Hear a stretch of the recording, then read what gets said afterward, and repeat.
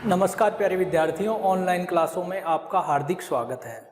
आप सभी विद्यार्थी पढ़ाई के प्रति जागरूक रहें और ज़्यादा से ज़्यादा समय पढ़ाई के लिए निकालें। जीवन में पढ़ाई बहुत इम्पोर्टेंट है। ज्ञान कभी भी पूरा नहीं होता है और इस प्रकार से विद्यार्थी को पढ़ाई करनी चाहिए जैसे कि उसको कोई भी टॉपिक्स, जैसे अपन इलेक्ट्रॉनिक्स की बात करें और किसी पेपर की बात करें, तो वो पूरा पेपर कभी भी किसी भी समय उसके जुबान पर होना चाहिए। अर्थात यदि विद्यार्थी कोई पढ़ता है तो पढ़ाई इस प्रकार से होनी चाहिए कि उस टॉपिक के बारे में कंप्लीट जानकारी उसको होनी चाहिए। इसी प्रकार से विद्यार्थी को स्टडी करनी चाहिए। तो हम बात कर रहे थे बीएससी पार्ट सेकंड इलेक्ट्रॉनिक्स के बारे में। इलेक्ट्रॉनिक्स में अपन प्राचाल पढ़ रहे थे, जिनमें जेड प्राचाल पढ़ चुके हैं। जेड प्राचाल या इसका नाम है खुला परिपथ प्रतिबाधा प्राचाल।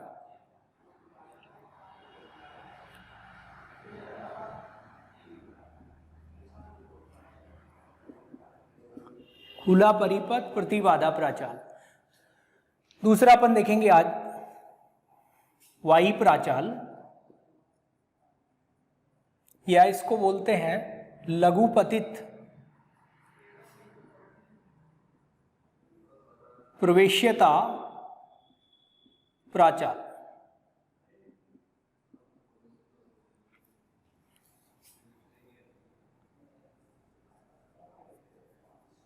Short circuit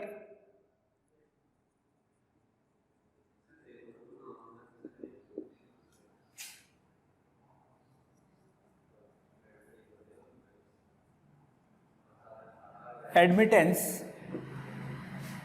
parameter.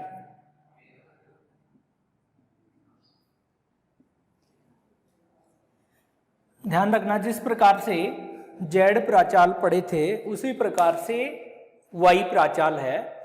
ये 4 टर्मिनल जाल के प्राचाल हैं, जिनमें 2 निवेशी टर्मिनल है और 2 निर्गम टर्मिनल है। निवेशी टर्मिनलों को पोर्ट भी कहा जाता है और निर्गम टर्मिनल को दूसरा पोर्ट कहा जाता है। तो ये निवेशी टर्मिनल है 1-1, जिनके मध्य की वोल्टता है V1 और इनके मध्य प्रवाहित होने वाली धारा है I1। ये कैपिटल N है, ये रेखिक अवयव हैं, रेखिक प्रतिबाधाएं हैं, और 2-2 के मध्य की वोल्टता है V2 और इनके मध्य प्रवाहित धारा है I2। तो ये है आपके 4 टर्मिनल जाल। इस 4 टर्मिनल जाल की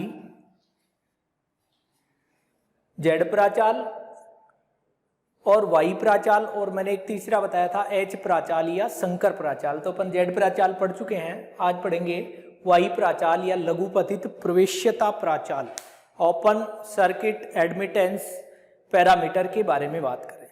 तो मैं आपको बता रहा था कि सभी टॉपिक्स को इस प्रकार से पढ़े ताकि आपके कॉन्सेप्ट पूर्णतः क्लियर हो जाएं। यहाँ पर आपको सभी जानकारियां प्राप्त होगी, टॉपिक के बारे में कंप्लीट जानकारी दी जाएगी, आपको किसी प्रकार की कोई समस्या नहीं आएगी। तो बात कर रहे हैं वाई प्राचाल या लघुपतित प्रवेश्यता प्राचाल। देखना, जब निवेशी वोल्टता V1, इसमें निवेशी वोल्टता क्या है V1, वह निर्गम वोल्टता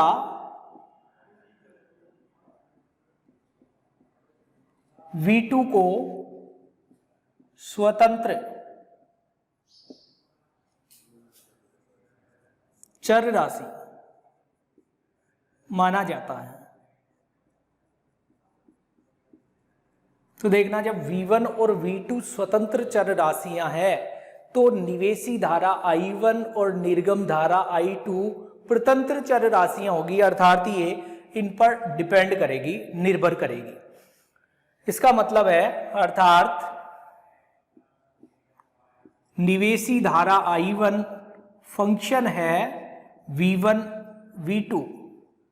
इसी प्रकार निर्गम धारा I2 फंक्शन है V1 V2।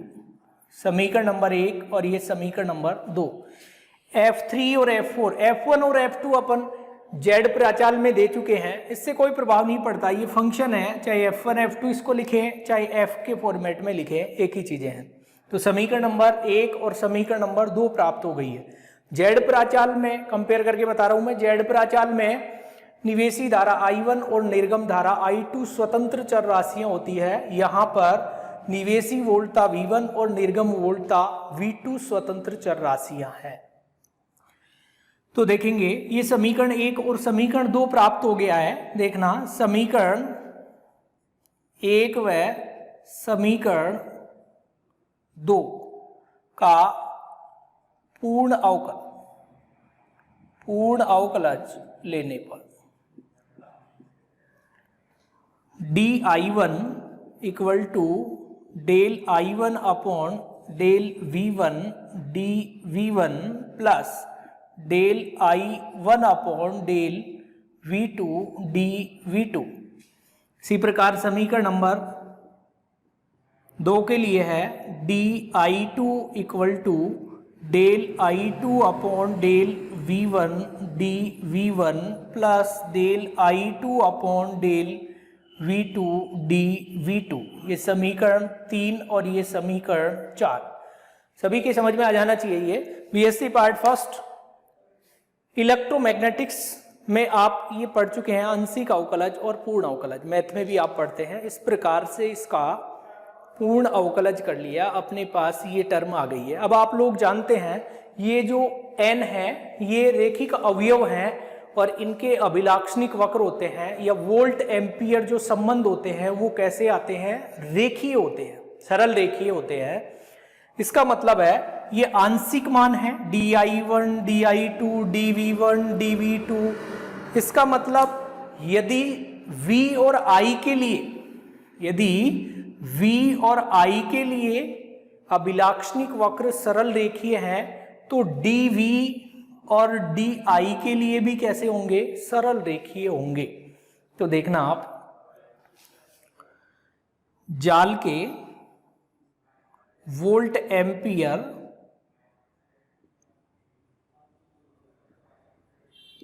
संबंध सरल रेखीय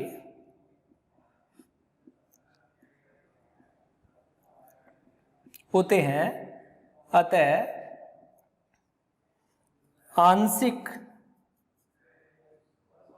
धारा तथा आंशिक वोल्टता, आंशिक धारा तथा आंशिक वोल्टता के लिए संबंध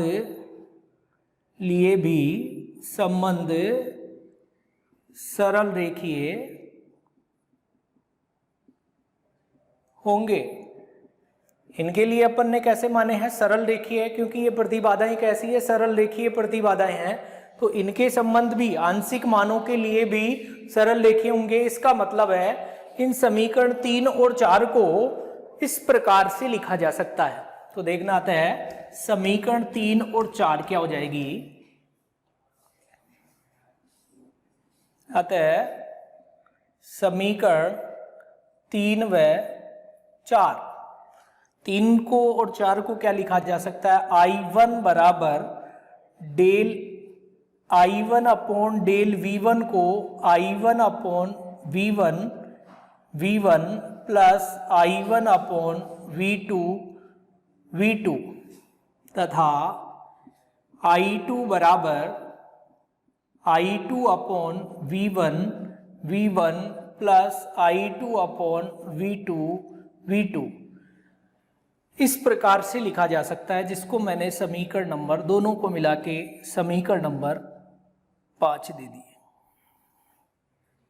ये समीकरण नंबर 4 है, सॉरी समीकरण नंबर 5 दे दिए अपन ने।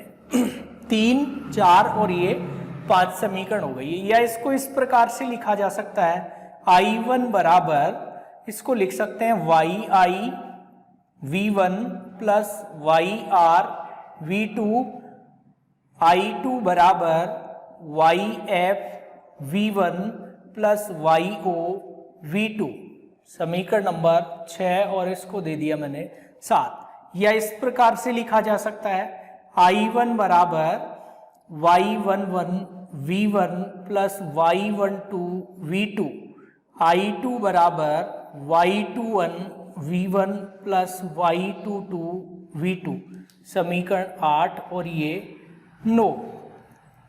समीकरण 8 व 9 को मैट्रिक्स रूप में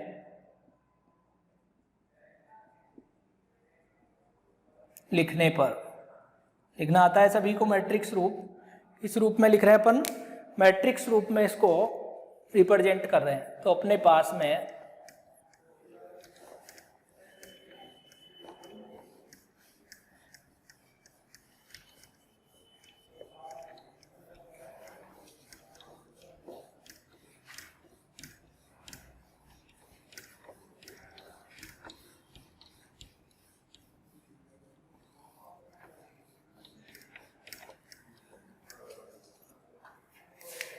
I1 बराबर Y11 V1 plus Y12 V2 है। LHS में I1 और I2 है। RHS में आपके पास Y11, Y12, Y21, Y22 है और V1, V2 है। ये समीकरण आपके 10 नंबर है। देखो यहाँ Y11, Y12, Y21 तथा Y22 चार टर्मिनल जाल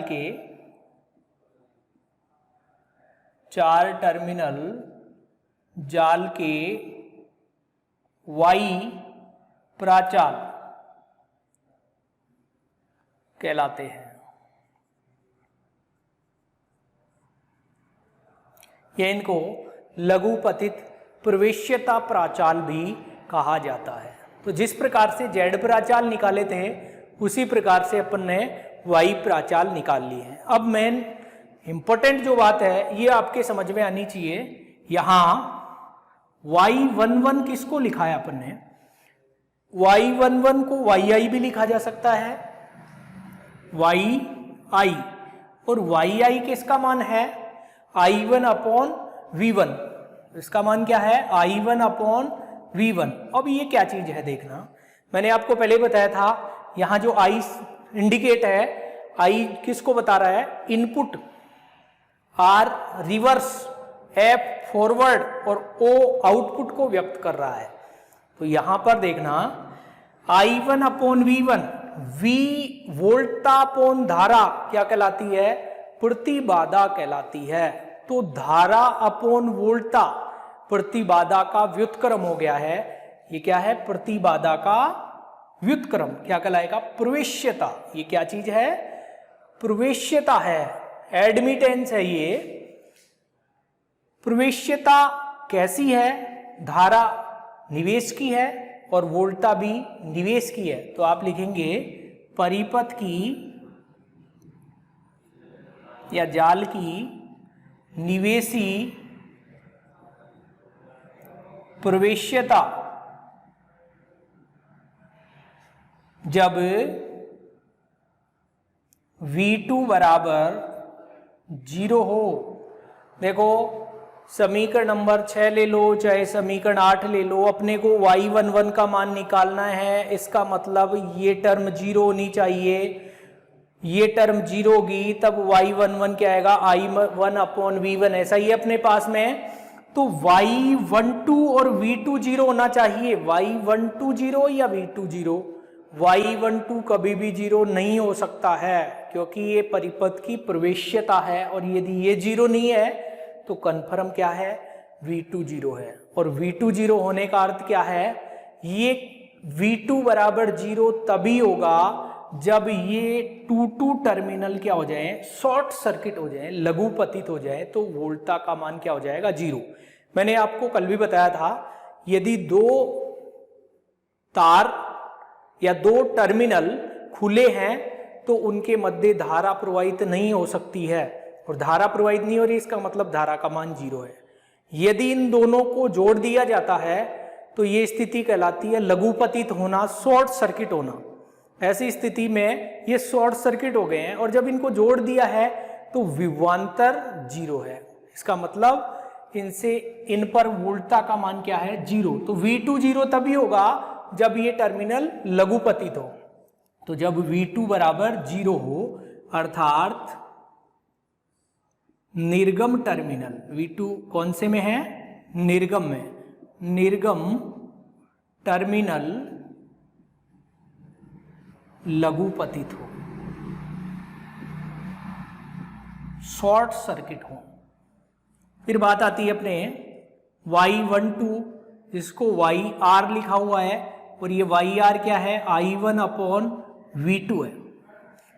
YR का मान कैसे निकाला जा सकता है, जब ये टर्मिनल, ये टर्म 0 हो जाए या ये टर्म 0 हो जाए।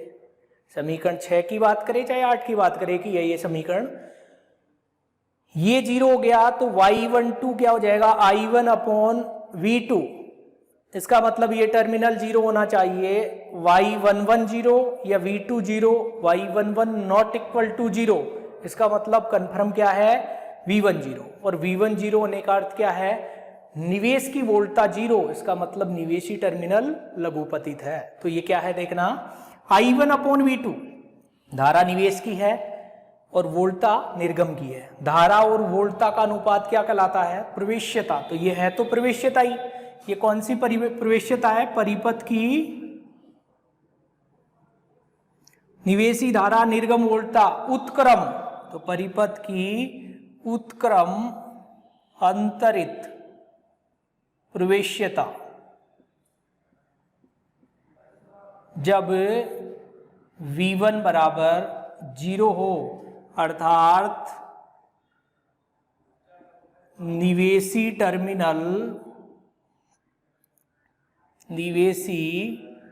टर्मिनल लघुपतित हो, शॉर्ट सर्किट हो। फिर बात करते हैं अपन Y21 की। Y21 है YF और इसका मान है I2/V1। देखो भाई, धारा और वोल्टा का अनुपात है तो प्रवेश्यता ही, पर कौन सी प्रवेश्यता, ये धारा निर्गम की और वोल्टा निवेश की, अग्र अंतरित। तो ये है परिपथ या जाल की अग्र अंतरित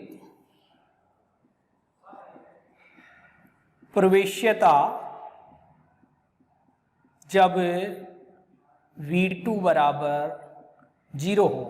समीकरण 7 या 9 की बात कर रहे हैं। अब इसका मान निकालना है आपको Y21 का। Y21 कब मान मिलेगा, जब ये टर्म 0 हो जाए। तो Y21 I2/V1, Y22 not equal to 0, इसका मतलब V2 0, और V2 0 होने की अर्थ क्या है, वही, अर्थात निर्गम टर्मिनल लघुपतित हो। तो अर्थात निर्गम टर्मिनल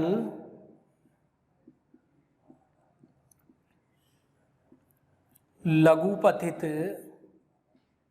हो। फिर बात करते हैं अपन Y22 बराबर YO बराबर है I2/V2। धारा और वोल्टा का अनुपात प्रवेश्यता है।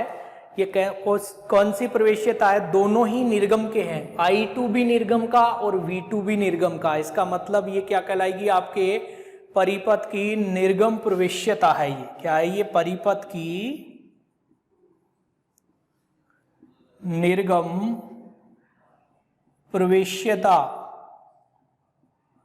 जब V1 बराबर 0 हो, अर्थात निवेशी टर्मिनल लघुपतित हो। क्या हो, लघुपतित हो। तो सभी लोग ध्यान से समझने का प्रयास करना। ये जो y11, y12, y21, y22 चार टर्मिनल जाल के वाई प्राचाल या लघुपतित प्रवेश्यता प्राचाल कहलाते हैं। नाम से डिनोट होते हैं लघुपतित प्रवेश्यता। इसका मतलब इन सभी में प्रवेश्यता है और वो कब मिलेगी, टर्मिनलों के लघुपतित होने पर प्राप्त होगी। तो पहली स्थिति में yi है इनपुट, निवेशी है, ये निवेशी प्रवेश्यता है। जब V2 बराबर 0 होगा अर्थात निर्गम टर्मिनल लघुपतित होंगे। इसी प्रकार दूसरा है y12 yr है। yr क्या है, r का मतलब है रिवर्स, ये है परिपथ की उत्क्रम अंतरित प्रवेश्यता। जब v1 बराबर 0 है इसका मतलब है निवेशी टर्मिनल लघुपतित है। इसी प्रकार yff का मतलब है फॉरवर्ड अग्र अंतरित प्रवेश्यता है। जब v2 बराबर 0 है निर्गम टर्मिनल लघुपतित है। और yoo का मतलब है आउटपुट, इसका मतलब परिपथ की निर्गम प्रवेश्यता है जब v1 बराबर 0 है अर्थात निवेशी टर्मिनल लघुपतित है। तो इस प्रकार से चार टर्मिनल जाल के लिए ये वाई प्राचाल कहलाते हैं। तो अब देखेंगे अपन H प्राचाल या संकर प्राचाल, हाइब्रिड पैरामीटर। H प्राचाल या संकर प्राचाल, जिस प्रकार से Z प्राचाल में निवेशी धारा I1 और निर्गम धारा I2 को स्वतंत्र चर राशि माना जाता है, उसी प्रकार Y प्राचाल में निवेशी वोल्टता V1 और निर्गम वोल्टता V2 को स्वतंत्र चर राशि माना जाता है। तो इस H प्राचाल में Z और Y का मिश्रित रूप है ये संकर प्राचाल, हाइब्रिड पैरामीटर। इसमें निवेशी धारा I1 और निर्गम वोल्टता V2 को स्वतंत्र चर राशि मानकर हल किया जाता है। तो देखेंगे आप, तीसरा है H प्राचाल या संकर प्राचाल।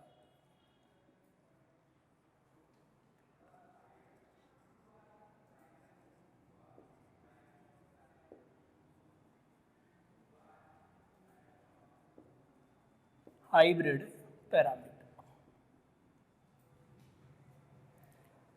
निवेशी धारा I1 और निर्गम वोल्टता V2 को क्या मानना है, स्वतंत्र चर राशि। बहुत ही इंपॉर्टेंट टॉपिक है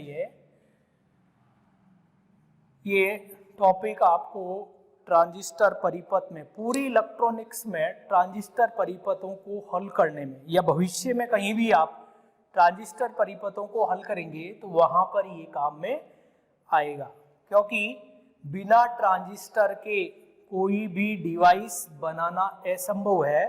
सभी इलेक्ट्रॉनिक्स की युक्तियां होती है उनमें ट्रांजिस्टर का उपयोग किया जाता है। तो वहां पर H पैरामीटर के द्वारा सर्किट को हल किया जाता है। तो उसी के माध्यम से अपन ट्रांजिस्टर का निर्माण करते हैं, ट्रांजिस्टर परिपथों का उपयोग किया जाता है। तो देखना H प्राचाल में निवेशी धारा I1 तथा निर्गम वोल्टता V2 को स्वतंत्र चर राशियां माना जाता है। इसका मतलब है निवेशी वोल्टता V1 और निर्गम धारा I2 स्वतंत्र चर राशियां हैं। निवेशी वोल्टता V1 निवेशी धारा I1 पर और निर्गम वोल्टता V2 पर डिपेंड कर रही है। इसका मतलब है अतः V1 बराबर है फंक्शन ऑफ, चार तक F4 लिख चुके हैं अपन, यह है I1 V2 तथा निर्गम धारा I2 function of I1 V2 है। ये समीकरण नंबर 1 और ये समीकरण नंबर 2 प्राप्त हो गया है अपने को।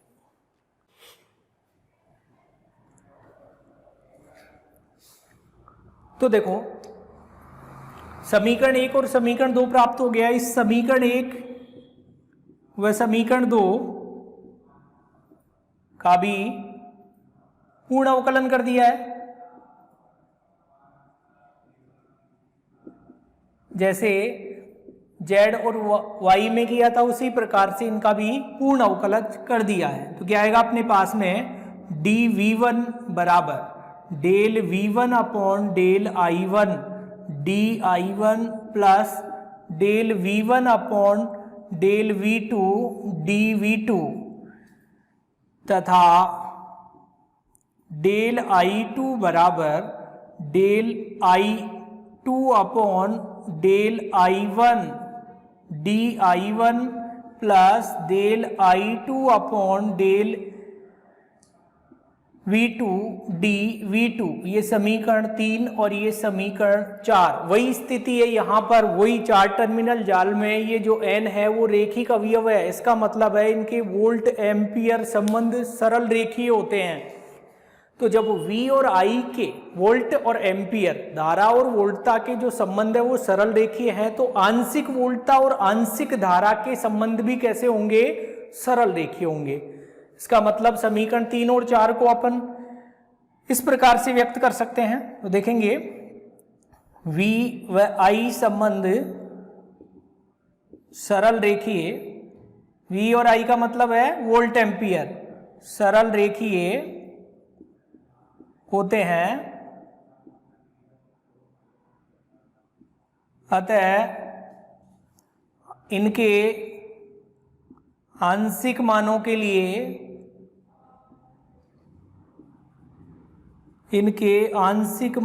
लिए भी संबंध सरल रेखीय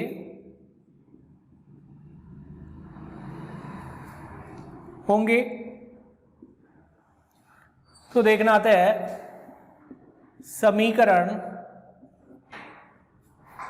3 व 4 क्या हो जाएगी आपके पास में? V1 बराबर V1 upon I1 plus V1 upon V2 तथा I2 equal to I2 upon I2 upon I1 plus I2 upon V2। Del V1 upon del I1 को क्या लिखा जा सकता है? V1 अपॉन I1, di1 को I1, V1 अपॉन V2 को V1 upon V2। Capital format में इस प्रकार से अपन ने इनको पुट कर लिया है, जिसको समीकरण नंबर 5 दे दिया है। या अपन इसको इस प्रकार से भी लिख सकते हैं, V1 बराबर V1 अपॉन I1, इसको मैंने लिख दिया I1 plus HR V2, I2 बराबर HF I1 plus HO V2। समीकरण 6 और ये 7। या इसको इस प्रकार से लिख दिया अपन ने, V1 बराबर H11 I1 plus H12 V2, I2 बराबर H21 I1 plus H22 V2। ये समीकरण 8 और ये समीकरण 9 उसी प्रकार से प्राप्त हो गई है जिस प्रकार से Z प्राचाल में और Y प्राचाल में अपने को प्राप्त होती है। इन दोनों को भी अपन ने किस रूप में लिख लिया? मैट्रिक्स रूप में लिखने पर। तो देखो समीकरण 8 व 9 को, समीकरण 8 तथा 9 को मैट्रिक्स रूप में लिखने पर, 8 और 9 को भी अपन ने किस फॉर्मेट में लिख लिया है? मैट्रिक्स रूप में लिख लिया है। तो मैट्रिक्स रूप में लिखेंगे तो क्या प्राप्त होगी अपने को? समीकरण 8वें नो को मैट्रिक्स रूप में लिखने पर, मैट्रिक्स रूप में लिखेंगे तो ये आएगा अपने पास V1 I2 H11 H12 H21 H22 और ये आपके पास में है I1 V2। समीकरण नंबर है 10। समीकरण 10 में H11 H12 H21 H22 चार टर्मिनल जाल के H प्राचाल कहलाते हैं। तो इस प्रकार H प्राचाल या संकर प्राचाल के लिए H11 H12 H21 H22 चार टर्मिनल जाल के क्या है, ये H प्राचाल है या इनको संकर प्राचाल कहा जाता है। तो देखना अब अपने पास में है H11, यहां H11 क्या है, H11 को अपन HI भी लिख सकते हैं, HI, और HI का मान क्या है अपने पास में V1 upon I1, V1 upon I1। तो देखना भाई V1 वोल्टता और नीचे धारा, वोल्टता और धारा का अनुपात क्या कहलाता है, प्रतिबाधा। तो ये है परिपथ की कौन सी प्रतिबाधा, दोनों ही निवेश के हैं, इसका मतलब ये कहलाएगी निवेशी प्रतिबाधा। निवेशी प्रतिबाधा है ये कब मिलेगी आपको, जब समीकरण 8 से लो या 6 से लो, HI या H11 का मान V1 अपॉन I1 कब मिलेगा, जब ये टर्म 0 हो और ये टर्म देखो H12 0 या V2 0, H12 not equal to 0, इसका मतलब क्या 0 है, V2 0 है, V2 0 है, इसका मतलब क्या है, V2 बराबर 0 हो, अर्थात निर्गम टर्मिनल लघुपथित हो। वोल्टता 0 तभी होगी जब टर्मिनल लघुपथित होंगे। दूसरा है आपके पास में H12 को HR लिखा जा सकता है और HR का मान है V1 upon V2, V1 upon V2। देखो H12 का मान निकालना है तो V1 अपॉन V2 है, जब ये टर्म 0 होगी इसका मतलब या तो H11 0 है या I1 0 है, वही चीज आ गई है, H11 नॉट इक्वल टू 0, इसका मतलब I1 0 है। तो I1 0 है, तो देखो ये दोनों क्या चीजें हैं, दोनों ही वोल्टताएं हैं, ये निवेश की और ये निर्गम की, इसको बोलते हैं वोल्टता लाभ या वोल्टता अनुपात। कैसा है ये, उत्क्रम, निर्गम वोल्टता नीचे है और निवेशी वोल्टता ऊपर है। तो यह है परिपथ का उत्क्रम वोल्टता लाभ। यदि ये V2 अपॉन V1 होता तो इसको अग्र बोलते, जब कब मिलेगा ये, जब ये टर्म 0 हो, I1 0 हो, जब I1 बराबर 0 हो, अर्थात धारा कब 0 होती है, जब निवेशी टर्मिनल खुले हो। ऐसे ही आपके पास में है H21 को HF, और HF क्या है अपने पास में I2 अपॉन I1। देखना भी ये चीज है, निर्गम धारा अपॉन निवेशी धारा, ये क्या है, धारा लाभ या धारा का अनुपात, कैसा ये अग्र है। तो ये है परिपथ का अग्र धारा लाभ, जब ये कब मिलेगा अपने को, जब V2 0 होगा। तो जब V2 बराबर 0 हो, अर्थात निर्गम टर्मिनल लघुपतित हो। और फिर अपने पास में H22 बराबर HO बराबर है आपके पास में I2 upon V2। I2 upon V2 क्या है भाई? ऊपर धारा नीचे वोल्टता, प्रतिबाधा का उल्टा प्रवेश्यता है। ये कैसी? दोनों ही निर्गम की है, तो ये है निर्गम प्रवेश्यता। परिपथ की निर्गम प्रवेश्यता है। कब मिलेगी ये आपको? जब ये I1 0 होगा, जब I1 बराबर 0 हो, अर्थात निवेशी टर्मिनल खुले हो। तो इस प्रकार से ये H प्राचाल है। विशेष इंपॉर्टेंट चीज है, ये आपके समझ में आनी चाहिए। I का मतलब इनपुट निवेशी, R का मतलब रिवर्स उत्क्रम, F का मतलब फॉरवर्ड अग्र और O का मतलब है आउटपुट निर्गम। तो इस प्रकार से देखो, इसमें लघुपतित है, इसमें खुला है, इसमें लघुपतित है और इसमें खुला है। तो इसमें Z प्राचाल में चारों ही स्थितियां खुले परिपथ के लिए होती है, Y में चारों ही स्थितियां लघुपतित के लिए होती है, परंतु संकर में H प्राचाल में 2 स्थितियां लघुपतित के लिए और 2 खुले के लिए प्राप्त होती है। तो इस प्रकार से ये Z और Y का मिश्रित है, इसे H प्राचाल या संकर प्राचाल कहा जाता है। तो बहुत इंपॉर्टेंट है, ये आगे अपने काम आएगा। ये समीकरण याद रखना, दोनों ये समीकरण और चाहे ये समीकरण दोनों एक ही है, और ये वैल्यू अपने को पता होनी चाहिए किस प्रकार से सर्किट में लिखी जाती है।